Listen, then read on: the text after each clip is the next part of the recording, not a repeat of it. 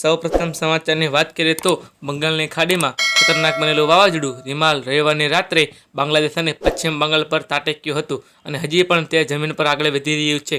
હવે આ વાવાઝોડું આગળ વધ્યા બાદ નબળું પડી જશે, પરંતુ આ વાવાઝોડું કારણે અનેક વિસ્તારોમાં અસર થઈ છે અને હજી પણ ઘણા વિસ્તારોમાં તેની અસર થવાની શક્યતા છે.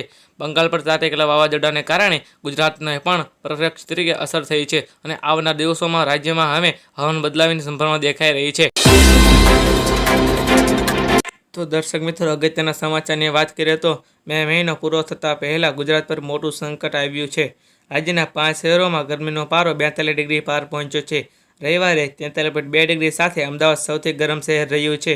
તો ગાંધીનગર 43 ડિગ્રી, સુરેન્દ્રનગરમાં 42.8 ડિગ્રી, ડીસામાં 42.3 ડિગ્રી, વડોદરામાં 42 ડિગ્રી તાપમાન નોંધાયું છે.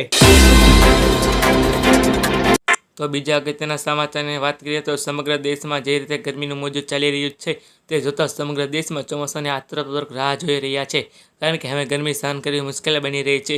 હવે માત્ર વરસાદથી જ ગરમી રાહત મળશે. દેશના અંદમાન નિકોબાર ટાપુ પર ચોમાસું સમય વહેલા આવી ગયું છે.